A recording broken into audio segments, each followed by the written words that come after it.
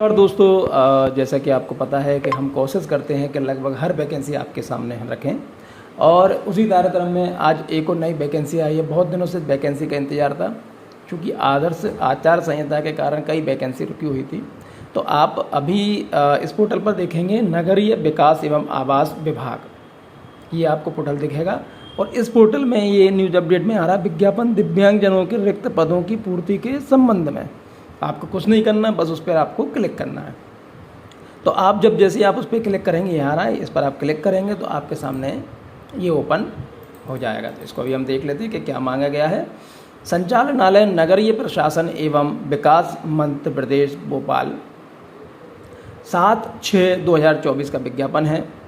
मध्य प्रदेश शासन सामान्य प्रशासन विभाग द्वारा ज्ञाप क्रमांक FA 8/2/2013 आपरा 1 दिनांक 4/1/2024 के माध्यम से दिए गए निर्देश अनुसार संचालनालय नगरीय प्रशासन एवं विकास मध्य प्रदेश भोपाल के अधीनस्थ विशेष भर्ती अभियान के अंतर्गत दिव्यांगजनों के लिए आरक्षित पदों की पूर्ति walk in interview, direct interview है इसमें, के माध्यम से किए जाने के लिए निर्धारित शैक्षणिक अर्हता रखने वाले मध्य प्रदेश के मूल निवासी एवं रोजगार कार्यालय में पंजीकृत दिव्यांगजन आवेदकों से निर्धारित प्रारूप में आवेदन पत्र आमंत्रित किए जाते हैं। रिक्त पदों का विवरण।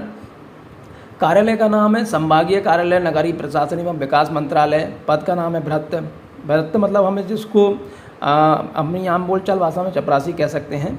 दिव्यांगजनों के विकलांगता की श्रेणी, ये आप आपके हिसाब से देख लीजिए कि किस श्रेणी में आप आ रहे हैं, उस श्रेणी में आप आवेदन कर सकते हैं। तो दूसरा है नगरीय प्रशासन एवं विकास यांत्रिकी प्रकोष्ठ मध्य प्रदेश। पदों के लिए अधिकतम आयु सीमा 1/1/2024 की स्थिति में नापी जाएगी। मध्य प्रदेश शासन सामान्य प्रशासन विभाग द्वारा ज्ञाप क्रमांक C 3/8/2016 1/3 दिनांक 4/7/2019 के माध्यम से राज्य शासन की सेवा में सीधी भर्ती से भरे जाने वाले पदों पर नियुक्ति के लिए निर्धारित अधिकतम आयु सीमा निम्न अनुसार निर्धारित की गई है। भर्ती का तरीका। अनुसूचित जाति, अनुसूचित जनजाति, अन्य पिछड़ा वर्ग, शासकीय निगम मंडल स्वशासी संस्था के कर्मचारी, नगर सैनिक, दिव्यांगजन, महिलाओं, अनारक्षित, आरक्षित आदि के लिए 18 से 45 अधिकतम आयु सीमा में 5 वर्ष की छूट होगी। यानी 18 से 45 वर्ष की आयु होनी चाहिए आपको इस डेट के हिसाब से, जिनको छूट नहीं है उनकी। पद का नाम, न्यूनतम शैक्षणिक अर्हता एवं योग्यता। पद का नाम भृत्य है, न्यूनतम योग्यता 8वीं पास है और 8वीं पास है। 8वीं पास से ध्यान रखिएगा। वेतनमान इसमें रहेगा 15,500 से 49,000 तक का।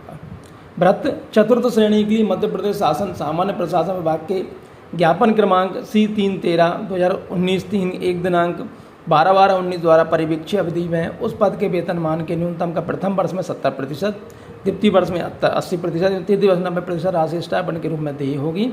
परिवीक्षी अवधि सफलतापूर्वक पूर्ण करने पर वेतनमान में दिया वेतन जाना प्रारंभ किया जाएगा। इन 3 साल बाद आपको पूरा वेतन मिलने लगेगा। आवेदन पत्र दिनांक 25/6/2024 तक कार्यालयीन समय में संचालनालय नगरीय प्रशासन एवं विकास पालिका भवन, Shivaji Nagar 6 number bus stop, Bhopal, pin code क्रमांक 462016 में अनिवार्य रूप से प्राप्त हो जाना चाहिए। आवेदन पत्र रजिस्टर्ड डाक द्वारा या स्वयं द्वारा उपस्थित होकर इस कार्यालय में जमा किए जा सकते हैं। निर्धारित तिथि के पश्चात प्राप्त होने वाले आवेदनों पर विचार नहीं किया जाएगा एवं डाक में होने वाले विलंब के लिए कार्यालय उत्तरदायी नहीं होगा। आवेदन पत्र का निर्धारित प्रारूप, शैक्षणिक अर्हता, शर्तें एवं आवेदन करने के आवश्यक निर्देश विभाग की वेबसाइट www.mp-urban.gov.in अथवा संचालनालय नगरीय प्रशासन एवं विकास मध्य प्रदेश भोपाल के सूचना पटल पर देखे जा सकते हैं। ये वेबसाइट दी गई है। तो जब भी हमने वेबसाइट देखी थी, चलिए दिखा देता हूँ। ये वेबसाइट, इस पर पूरी चीज़ें दी हुई हैं। आप जब इसको क्लिक करेंगे तो आपको पूरी चीज़ें यहाँ पर मिल जाएंगी, इसलिए बिल्कुल भी परेशान नहीं होना और यहाँ से आपको ये पूरी चीज़ें यहाँ पे मिल जाएंगी। ठीक है, ये वेबसाइट है। चलिए हम हमारी जगह पे पहुँच जाते हैं। आवेदन करने के लिए आवश्यक निर्देश। इन निर्देशों को आपको ध्यान से पढ़ना है। सेवा में वेतन संबंधित शर्तों में किसी भी समय शासन नीतियाँ एवं निर्देशों के अनुरूप परिवर्तन किया जा सकता है तथा अधिसूचित पदों में कमी या वृद्धि की जा सकती है। अपूर्ण एवं गलत भरे गए आवेदन पत्रों को निरस्त कर दिया जाएगा। पदों के लिए निर्धारित न्यूनतम शैक्षणिक अर्हता प्राप्तांकों के आधार पर प्रावीण्य सूची तैयार की जाएगी तथा प्रावीण्य सूची के आधार पर अभ्यर्थी को चयन किया जाएगा। आवेदक को मध्य प्रदेश का मूल निवासी होना अनिवार्य है। आवेदक का मध्य प्रदेश के किसी भी रोजगार कार्यालय में जीवित पंजीयन होना अनिवार्य है। आयु सीमा 18 से 45 पता ही है हमें। यह सुनिश्चित करने की जिम्मेदारी स्वयं आवेदक की होगी वे आवेदित पद के लिए निर्धारित समस्त अर्हता शर्तों का आवेदन प्रस्तुत करने की अंतिम तिथि तक पूर्ण करता है या नहीं करता, ये उसको ही देखना होगा। वही रूल 26/2001 के बाद अगर 2 बच्चे ज़्यादा हुए तो उनको नहीं दी जाएगी पद। और इसमें और भी जो बहुत सारी चीज़ें दी हुई हैं ये आप ध्यान से पढ़ लें, समझ लें और उसके बाद इसमें आवेदन कर दें। ये दिया हुआ है कि आवेदन कैसे करेंगे कि आवेदन लिफाफे पर अपना पूरा नाम व पता जैसे कि उसके आवेदन पत्र में लिखा है स्पष्ट लिखें तथा आवेदन पत्र पर लिफाफे में सीलबद्ध कर लिफाफे के ऊपर जो पद है पद के लिखें, पद हेतु आवेदन अंकित करें, जो भी पद आप कर रहे हैं उसके लिए लिखें। चलिए अब हम और आगे बढ़ते हैं और अब हम ये चीज़ देख लेते हैं कि जो फॉर्म है वो कैसे भरना है।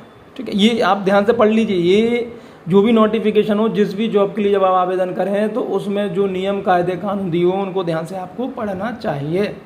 चलिए अब हम देख लेते हैं फॉर्म कैसे भरना है। ये दिया हुआ विशेष भर्ती अभियान के अंतर्गत दिव्यांगजन आवेदकों के लिए आवेदन पत्र का प्रारूप। यहाँ पर आ जाएगा आपका फ़ोटो, लेटेस्ट फ़ोटो लगाएं, अभी हाल का फ़ोटो लगाएं, ज़्यादा ठीक रहेगा। आयुक्त जाएगा, पद का नाम लिखते हैं यहाँ पे व्रत, ठीक है। आवेदक का नाम आ जाएगा हिंदी में, आवेदक का नाम आ जाएगा इंग्लिश में, आवेदक या आवेदिका अगर महिला है तो महिला या पुरुष में से लिख देंगे, पिता या पति का नाम लिख देंगे, वर्तमान पता लिख देंगे, हिंदी में पिन कोड लिख देंगे, मोबाइल नंबर सहित स्थायी निवास का पूर्ण पता, जन्म तिथि लिख देंगे, 8वीं हाई स्कूल हायर सेकेंडरी प्रमाण पत्र के आधार पर 100 प्रमाण प्रति संलग्न करें। आपकी जैसे अगर 10th पास है तो 10th की जो उसमें जन्म तिथि होगी उसको कर दें, 100 प्रमाण जरूर करें। जन्म तिथि आपको लिखनी है शब्दों में। क्या आवेदक मध्य प्रदेश का मूल निवासी है वो लिख दें आप, क्योंकि इसमें मध्य प्रदेश मूल निवासी भाग ले पाएंगे। जन्म स्थान लिख दें, जिले का नाम लिख दें, राज्य का नाम लिख दें। क्या आवेदक मध्य प्रदेश शासन द्वारा मध्य प्रदेश के लिए घोषित एवं मान्य अनुसूचित जाति जनजाति अन्य पिछड़ा वर्ग का सदस्य, यदि हाँ तो जाति उपजाति का उल्लेख करें। और यहाँ पर फिर आपको अस्थायी जाति प्रमाण पत्र मान्य नहीं होगा, स्थायी आपको लगाना होगा। वृत्त छठों श्रेणी पद के लिए विकलांगता का प्रकार एवं प्रतिशत लिख दें। यहाँ पे रोजगार कार्यालय का नाम, पंजीयन क्रमांक एवं दिनांक लिख दें। वैवाहिक स्थिति लिख दें, क्या आप विवाहित हैं हाँ या नहीं, यदि हाँ तो विवाह की स्थिति, विवाह के समय की आयु, जीवित बच्चों की संख्या, अंतिम बच्चे का जन्म दिनांक, 26 जनवरी 2001 के बाद जन्म बच्चे की संख्या। शासकीय अर्धशासकीय संस्थाओं कार्यालयों में कार्यरत आवेदनकर्ता अवधि का पूर्ण विवरण प्रमाण पत्र। अगर कहीं आप जॉब करते थे पहले तो उसका आप यहाँ पे संलग्न कर सकते हैं। शैक्षणिक योग्यता आ जाएगी यहाँ पे, उत्तीर्ण परीक्षा का नाम आ जाएगा, जैसे 10वीं है तो 10वीं लिख देंगे, कब पास हुई थी वर्ष लिख देंगे, MP बोर्ड से आप हुए थे, वैसे सभी सब्जेक्ट थे, कितने नंबर आए, कितने में से आए, प्रतिशत कितना है। संलग्न 100 प्रमाण ये जो भी आप डॉक्यूमेंट्स लगाएंगे उनको आप यहाँ पर लिख देंगे, 100 प्रमाण का दिनांक लिख देंगे और स्थान लिख देंगे।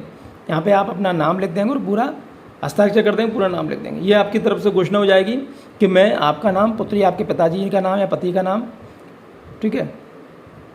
उम्र आ जाएगी, पिता का ही नाम आएगा इसमें, उम्र आ जाएगी, वर्ष आ जाएंगे, निवासी जाएगा, जिला जाएगा। मध्य प्रदेश एतद द्वारा घोषणा करता है करती हूँ कि मेरे द्वारा दी गई उपरोक्त जानकारी मेरे ज्ञान व विश्वास के अनुसार सत्य है, मैंने उसमें कुछ भी छिपाया नहीं है। मुझे यह संज्ञान है कि मेरे द्वारा असत्य या भ्रामक जानकारी देने पर मेरे विरुद्ध आपराधिक दंडात्मक कार्रवाई की जा सकती है। साथ ही मुझे प्राप्त समस्त लाभों को वापस किया जा जाएगा। दिनांक, स्थान लिख दें, मतलब स्थान लिख दें, दिनांक लिख दें, हस्ताक्षर, नाम लिख दें, पता लिख दें, हस्ताक्षर कर दें। इस तरह से फॉर्म भर के जितना जल्दी हो सके उतना जल्दी आप भेज दीजिए, या तो आप भेज दीजिए या फिर आप स्वयं जाकर जमा करा दीजिए, जिससे जिस भी आपको अच्छा लगता हो वो आप कर लें। तो इस तरह से फॉर्म भर दीजिए। और जो और भी कई सारी वैकेंसी तो उनको भी आप ध्यान में रखिए। और यदि आपको कोई भी चीज़ समझ में नहीं आ रही है तो आप इसको एक बार नोटिफिकेशन को एक बार और पढ़ लीजिए, आपको समझ में आ जाएगा। चलिए बहुत बहुत धन्यवाद, थैंक यू।